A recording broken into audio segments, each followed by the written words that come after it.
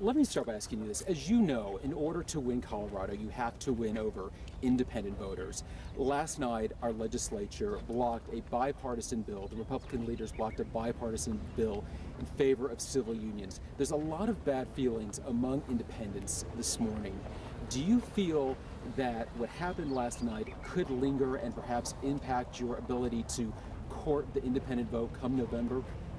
I think the people of Colorado, like the people of America, will make their decision as to who should be the next president based upon who can get this economy going, both short-term and long-term. Energy is part of that. Colorado has extraordinary energy resources, oil, gas. Taking advantage of those resources not only helps families, but puts people back to work in manufacturing jobs as well as energy jobs. Those, I think, are the issues people care about, as well as concerns about Iran becoming nuclear. These are the kind of national issues that people look to the president to solve.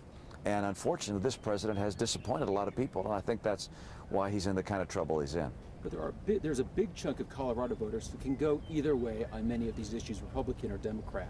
So how do you appeal to very conservative Republicans in the southern part of the state and perhaps more live, let live Republicans in the more metro areas? Well, again, I think what people look for is someone who has a vision to get this country going again, creating good jobs with rising incomes again, seeing startups and new businesses grow as they once did. This economy is really struggling, stumbling along the bottom, and the president has no new ideas to get the economy going. Frankly, he's drawing on some of the old liberal policies of the past that have been proven time and again not to work. So I think the American people want someone who has a vision for creating good jobs, a strong economy, and a kind of strong America that will allow us to continue to lead the world. In your town hall meeting in Cleveland, you are questioned about your investments, your tax returns. I know that you feel you've been forthcoming, but there is still some cloud among voters. Do you feel that transparency issues are going to be an issue in your White House? What does this say about transparency in a Romney White House? You know, we've made all the financial disclosures that are, of course, required by law, and then did something which John McCain and John Kerry also did, which is put out 2 years of income tax returns. People have plenty of opportunities to learn about my financial background. I've been extraordinarily successful, well beyond my wildest dreams. And I understand that that's important, and people want to have a good chance to recognize how I paid taxes and so forth, which is just fine. With regards to transparency and openness, that was characteristic of my service as governor, and it would certainly be, I hope, in every way possible, consistent with my leadership as a president. I recognize, of course, that some of the things the president does and some of the deliberations are held in confidence in order to protect the nation's interests. Finally, you are very proud of your private sector accomplishments. As far as bringing that to Washington, what kind of role would you have with Congress? Because President Obama has faced a lot of criticism about his ability to mold Congress and to direct Congress. It's a difficult balance. Yeah.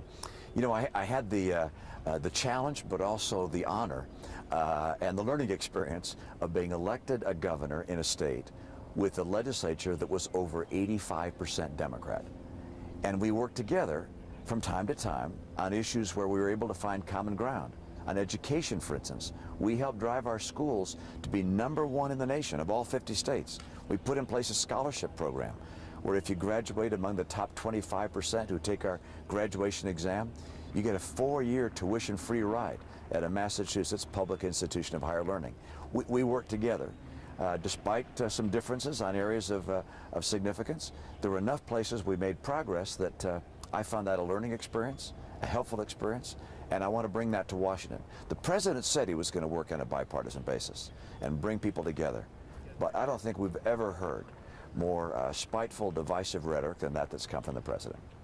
And finally, just to recap, as far as getting the independent vote here in Colorado, I mean, you talked about the importance of job creation and such, but from a personality perspective, what can you say to independent voters for them to know that you will look at issues simply as issues and not as political pegs? Well, I think people get a chance to know the candidates as they hear our positions on a wide range of issues. You can't put me in a single pigeonhole. My views have been described for some time by a lot of people across the country, but voters in Colorado are going to come to know me a lot better, Colorado is a key state, a swing state, some call it. And as a result, you're going to be overwhelmed, perhaps, with my visits here. I'm sure the president will be here. I'll talk about my record. I hope he talks about his. The fact that you have today, 23 million Americans still out of work, stop looking for work, or underemployed. My record is very different than his. My vision for how to get this country going again is different than his. And I think that's why I'll be successful in the final analysis. Thank you, Mark. Okay.